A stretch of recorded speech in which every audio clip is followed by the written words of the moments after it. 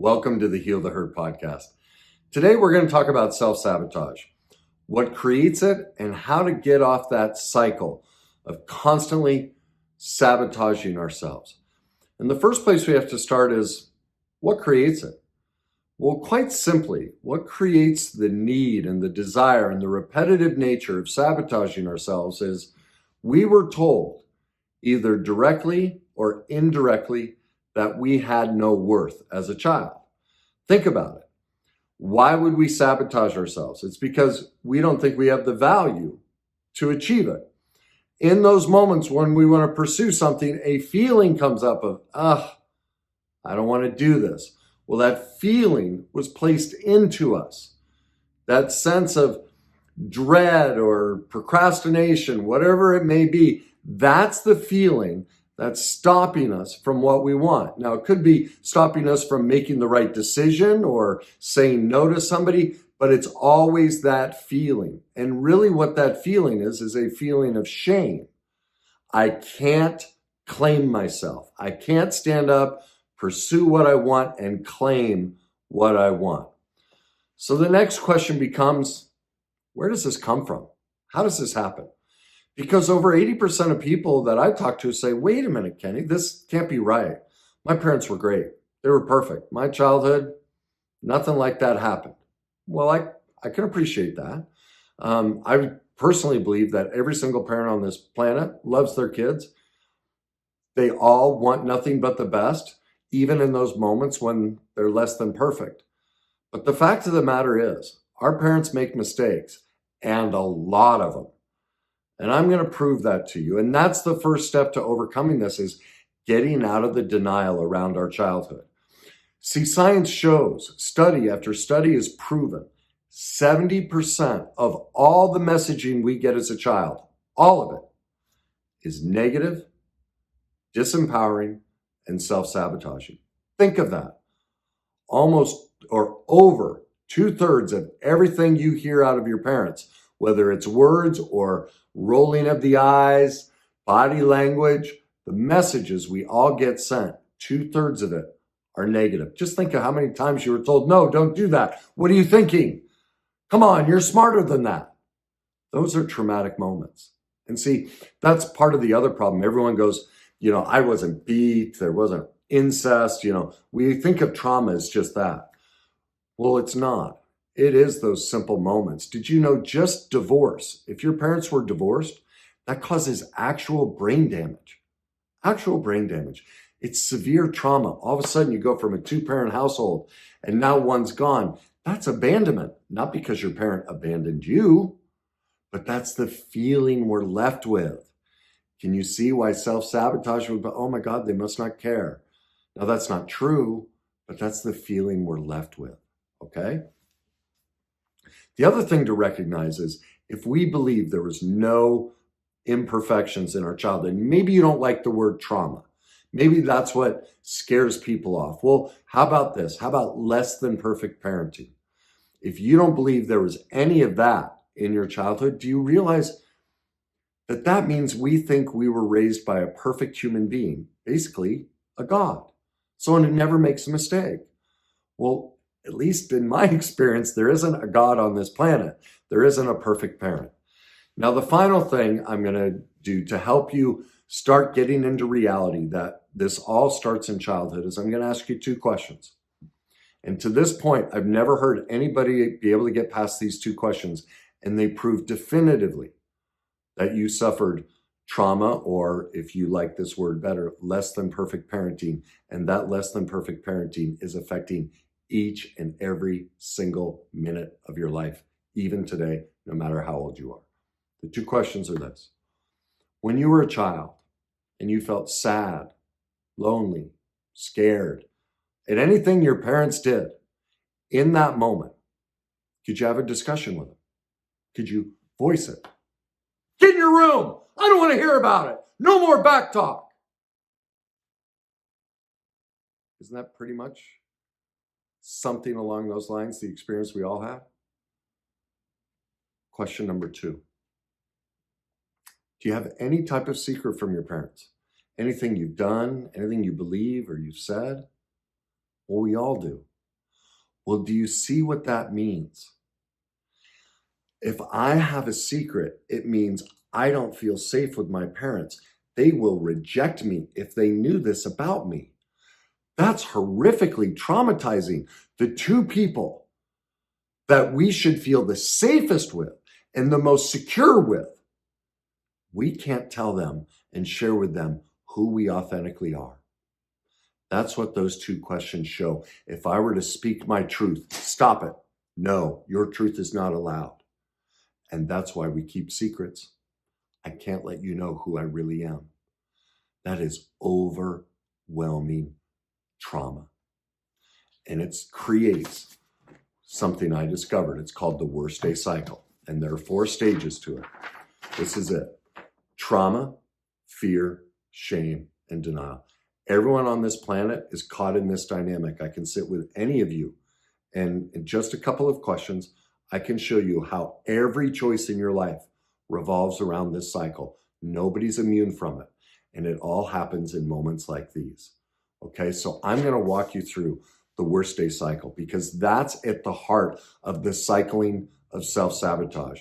And we just conquered step number 1, trauma. Do you see now? Can you let in the truth that you experienced? Maybe, again, you don't like the word trauma, but you experienced less than perfect parenting. It left wounds in you, which are traumatic, which have a deep impact on us. And and I'm going to show you why that's so important and why it's self-sabotaging you in every area of your life. Now, the reason this happens is we have 2 needs as a species. The first one is attachment. We must physically and emotionally attach to another human being or we will die.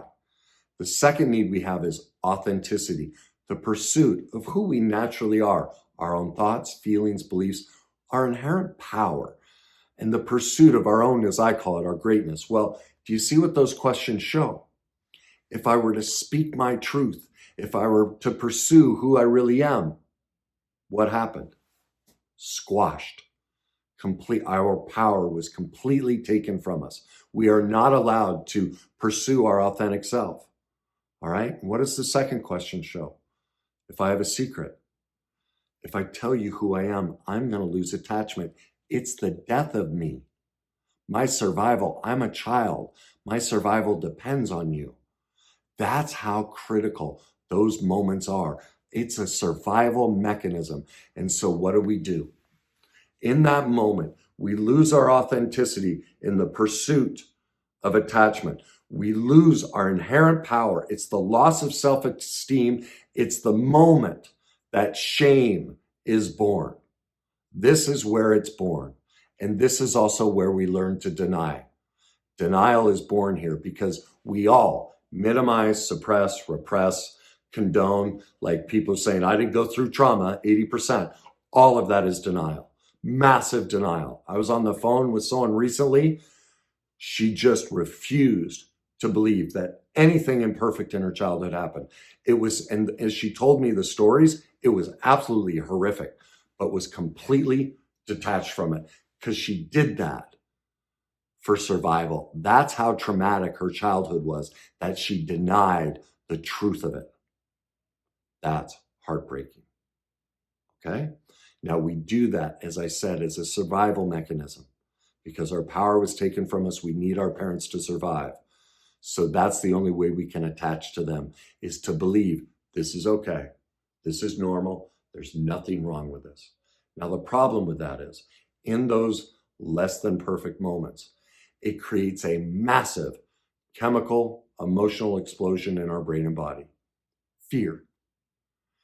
And that chemical release that happens becomes a chemical addiction in our brain and body. And here's why. It has to do with how our brain works. You see, it takes tremendous energy for our brain to do anything. Literally 25% of all the calories you eat every day go to feed your brain, just to work your brain. Okay? And so our brain has figured out a solution to save energy.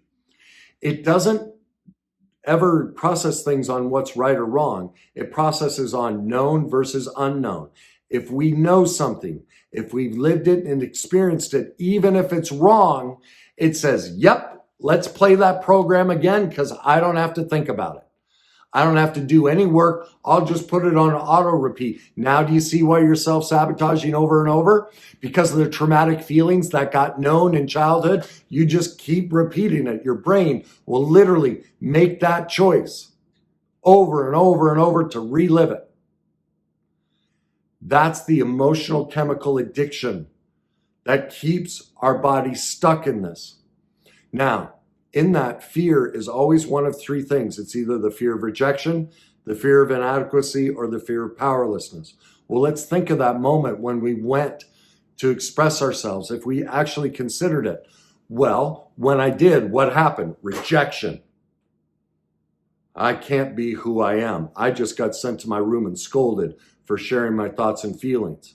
What else do I feel? Inadequate, because I don't have the skills, tools, or knowledge to build my own house, pay my own bills, to go somewhere where I can pursue my authenticity. I also don't have the skills, tools, and knowledge to argue with an adult because I'm just a child. And where does that send me? The third fear, powerlessness. It's an overwhelming cocktail of horrifically hurtful emotions that get stuck in our brain and body, and we repeat it over and over and over, and we don't even realize it. And I'm going to get to the denial piece of why we don't realize it here in a minute. Now, the overwhelming nature of that feeling sends us into shame. Now, shame is the feeling that there's something wrong with us. Guilt is different. Guilt is, I don't like my behavior. It's external. I made a mistake. I put the wrong piece of food on the table. Oops. That's not a recrimination of ourselves. Shame is different. Shame is, God, I'm so stupid. And isn't that how we talk to ourselves? When we self-sabotage, God, what are you thinking? You're so lazy. You know, come on. You know better than this. You're so stupid. That was learned. Remember what our parents said? Get in your room. That's where shame is born. I must be bad, wrong, stupid. Something must be inadequate in me because mom and dad won't even let me speak. I'm shamed, devalued, told directly or indirectly I have no worth. That's where shame comes in. We lost our power, and this is the third stage of the cycle. This is how we try and get our power back. Now, as an adult, this is why we self-sabotage. Do you see? As a child, we couldn't argue with our parent. They had to be right. They set all the rules. But now I'm an adult. I get to pick who I date or marry, what kind of career I want, where I live, who my friends are, what my hobbies are, everything. So what's the greatest way to get our power back?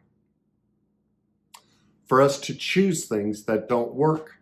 Because remember, our brain and body got trained that we're going to repeat this miserable feeling of not liking ourselves, right? It's stuck on that emotional chemical loop.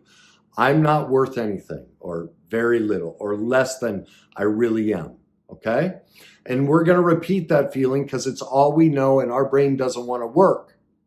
And so the best way for me to do that and to try and get some sort of power is I'm going to pick a terrible relationship. I'm going to pick a terrible career. I'm going to pick all these things to relive that pain against myself. Why? What does it give me? Power. Because at least this time I chose it. Now I can hear everybody. No, don't tell me that, Kenny. That's wrong. I don't want this bad person in my life. I don't want this bad career in my life. Well, I can appreciate that. I can appreciate that you don't want it. But the fact of the matter is, until we heal that original wounding that sent that message, that's exactly what we will do. And your life story is proof of it.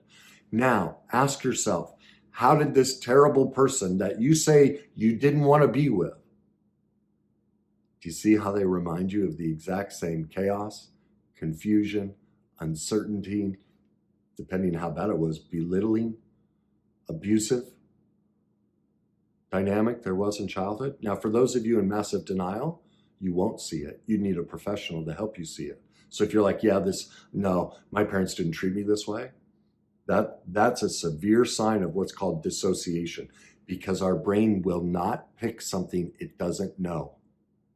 And if you can't see the tie-in, I urge you to get professional help, because that's what's creating your self-sabotage.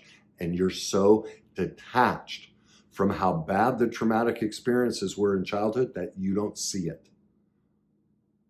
That's scary in many ways, okay?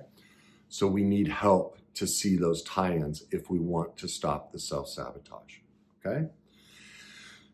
Now this, in the shame piece, this is our attempt to remedy how we were told directly or indirectly that we didn't have worth, and we develop a false persona. See, remember, we were squashed. Who we were meant to be was squashed. And now what people don't realize is here we are as adults. It's like I had to realize I played 2 pro sports. Once I did the work on the cycle, I realized, oh my God, I never wanted to play either of them. I was just reliving the trauma of my childhood and trying to get my dad to pay attention to me and trying to get back at my older brother. I'll tell you just one of the stories of how this works, so you have an example. I played pro hockey. I was a goalie. Well, I have a newspaper article from 30 years ago. My brother had just signed a contract with the Islanders, and I was about to turn pro in a year or two. And the title of the article says, "Sibling Rivalry Led to Ice Proficiency for Brothers." And the first 2 paragraphs talk about how my older brother used to beat the living hell out of me. And it says, but Kenny figured something out. He realized that when his older brother, who would force him into the net while playing street hockey and shoot frozen tennis balls at his head, Kenny realized if he stopped his brother, it would piss him off. You see, the only reason I ever became a professional goalie in hockey was to beat up my older brother. You see, I relived the trauma against myself. I took control of it. I became a goalie. I'll show you. And so now as an adult, I'm victimizing myself. I'm standing in front of a hard rubber disc going 100 miles an hour, pelting me, just like my brother used to do, beating me up or shooting tennis balls at my head. I'm reliving it, but I chose it. I'm in control. And this, when you learn how the cycle works, you're going to see every single aspect of your life. You developed a coping skill, a maladaptive false persona, just like I did. And so we think, no, I like this and this and this. Listen to every athlete talk about their sport, and they'll always tell you a childhood story just like that. It's about pain. They're trying to conquer their pain. Listen to anyone in the financial industry who does financial planning. They'll tell you problems about money in childhood. People in insurance, they'll tell you about how there was no safety in their house. People in real estate, there was pure chaos. They moved a lot. There was a move at an influential time. They're just reliving it over everything. That's all we ever do until we heal it. Every choice you're making, you're reliving all of that pain. It doesn't mean every choice is bad, but until you do this work, you can't decipher. And that's why Gallup has shown for decades only 7% of the population is truly happy and content in their career. That's because 93% is reliving the worst day cycle against themselves, victimizing themselves, and they don't even know it. They think it's what they want, but that's why they're miserable. They're reliving the same chaos, confusion, hurt, and pain of their childhood against themselves, but at least they chose it. Now, this is important. This is what kicks us into stage 4, denial. Do you see what this process shows us? What it means is I have to admit, oh my God, I don't know who I am. I'm 20, 40, 60 years old. I have this career, all these different things, and I thought they're what I like. What you're telling me, Kenny, is my brain sought to repeat what it knows, and all of it is that 70% of the negative messaging that we got sent in childhood, that loss of attachment, and we developed a false persona to survive it and become whatever our parents needed so that they would be happy because our survival depended on it. So my whole life story isn't who I really am. Screw you, Kenny. No, I'm not starting over. I can't admit that to myself. I don't have the self-esteem because of what I went through to admit that to myself. That's overwhelming, Kenny. And here's the other piece of the denial. Kenny, you're wrong. That's not what happened. Well, science disagrees with you. Studies show that 95% of our adult life, every thought and decision we have, we are not present. I know we think we are, but all we are doing is reliving the subconscious programming of our childhood, our thoughts, feelings, and decisions. Remember, our brain seeks to repeat what it knows. That's all we're doing as an adult, is reliving our childhood over and over. And that's why you're stuck on the cycle of self-sabotage. See, you may disagree with my premise, but your life story shows you the proof. You can't outrun yourself. This is the explanation of where it came from. And I know it's hard to hear. Man, did it break me up when I discovered all this and went, oh my God, I did this all to myself. Now, not originally, it's because of my parents' perfect imperfections. They didn't mean to do it, but for centuries, we've never taught any of this, so we're all doing the best we can. My parents adored the heck out of me. No one taught them that if you act in a certain way, it creates this in a child. They didn't know any better. No one's to blame. Because who are we going to blame? Where does it end? Because it just happened to every parent along the line. So I don't know, do you blame if you believe in evolution, do you blame the first cell? Or if you believe in creation, do you blame Adam and Eve? Is that where it ends? Waste of time. Waste of time. The bottom line is this: we're all perfectly imperfect. And everyone's doing the best they can. And nobody can be blamed for doing something they weren't even aware of. Most of the parenting skills we use as a parent, we think we're doing the best of what we've been taught. And then as we learn more, we go, oh my gosh, that wasn't good. We didn't know that. We thought spanking and corporal punishment was healthy. It's horrifically abusive. We didn't know that. Are they to blame? No, they did the best they could with what they knew at the time. Now, because of that brain constantly repeating 95% of the time, we're reliving our childhood. Our adult decisions have us replaying the self-sabotage, the pain from our past. And there's a second piece. It's daunting enough that we have to admit, my God, I'm just living a subconscious program. These may not even be the things I like and want in my life. I'm just living out an adapted coping skill to survival, the loss of attachment with my parents. That's scary and overwhelming, Kenny, but you're telling me there's more. Yes, there is. Here's the second reason we self-sabotage and we don't face this worst day cycle. Do you see what it means?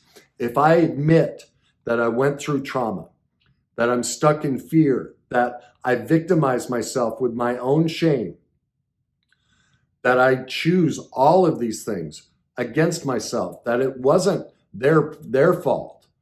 And fault, I don't want to put fault, that they're to blame, that it's actually me, and that I have to admit to myself that I'm not present in my own life. Do you see what that means? If I conquer that, if I admit that truth, and I actually pursue my authentic self, who I was meant to be, my own thoughts, feelings, and decisions, my inherent power, do you see what you're making me give up, Kenny? The attachment to my parents. Because I became this whole life story of self-sabotage and divorces and addictions and careers and all these things to try and get attachment with my parents. That's the false persona. But if I heal it, if I go succeed, I lose attachment to my parents. Screw you, Kenny. I already felt less connection with them. That's just too much. Now I know there's still people going, Kenny, this is kind of making sense, but that's self-victimization. I don't know if I can buy into that. Well, let me prove it to you. What happens in a riot? With all the riots going on, what happens? People are mad at the police and the government, and what do? They destroy their own neighborhood. They victimize themselves. It's proof of the worst day cycle. Everybody does it. How do we celebrate as a culture? We win an event, we get a raise, a promotion. What do? We go get drunk, we go get stoned, we overeat, we victimize and destroy and self-sabotage ourselves because our brain, all it was taught was negative, disempowering, self-sabotaging things, and so we repeat it. And then we go into denial and go, well, smoking pot and getting drunk, that's not self-sabotage. Well, tell me that the next day when you're puking on the couch going, honey, can you tell the kids to shut up? Like, this hangover is terrible. Boom. Wow, did I realize that hangover just made it impossible for me to attach to my kids? My kids just came running up. Dad, will you play? No, kids, leave me alone. Boom, kids feel rejected. Now I've just passed the worst day cycle onto my kids. That's how easy it happens. They just got the message. Wow, it's Sunday. Dad always plays with us on Sunday. He must not love us. They can't comprehend hangovers. All they comprehend is rejection. We've just passed the worst day cycle. That's how it happens. Now we're all perfectly imperfect. We're going to do that. We can't stop the cycle.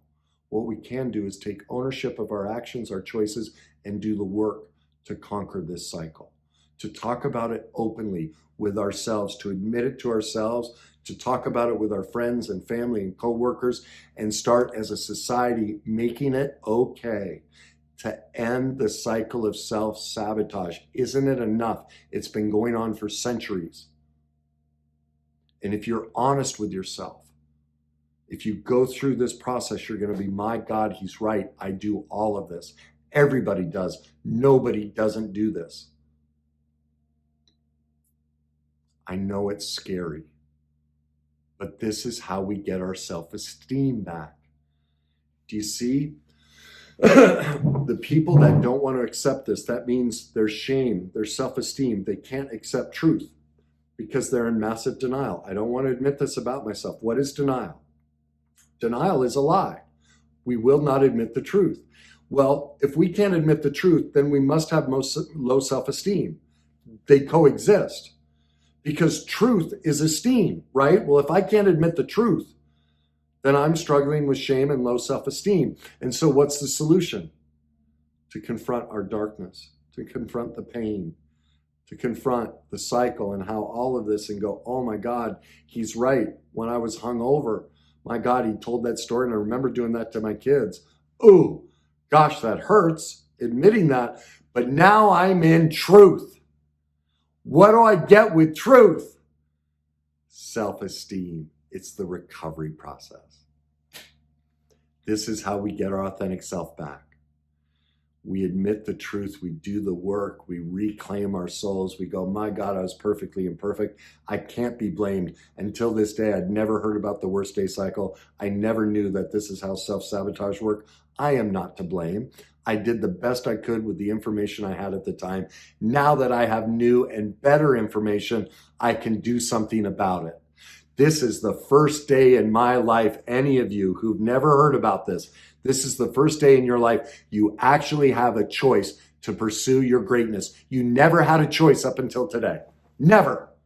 Therefore, you are not to blame for all of your imperfections, for how you victimize yourself and others and all those things. You are not to blame because you never knew about this dynamic. You can't be blamed for doing something you weren't even aware of. But now you are. And so now, day one, you have just been born. You have a choice. You get to decide, am I going to relive that pain against myself and everyone I care about?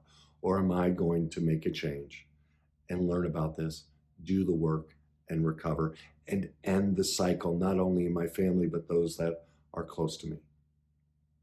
That's the choice sitting in front of you. We all have that choice. So if you want to do that, if you want to make that choice, then what's the process? All right, well, here it is. It's pretty simple. Go become an expert in the worst day cycle. To do that, pick up my book, Your Journey to Success. I lay out the exact process much deeper than I just did. So you can see, oh my God, it's me. This is me. And this is exactly how I do it. Start there. Become an expert in your cycle, in your childhood, in your trauma, fear, shame, and denial. And that's the way out. Number two, gain emotional mastery. This is an emotional process. It's not a thinking process. That's the other thing about it, is everything we do, We do. Do you see? This is all started from an emotion. Antonio Damasio and others have shown nearly every single thought we ever have starts with an emotion.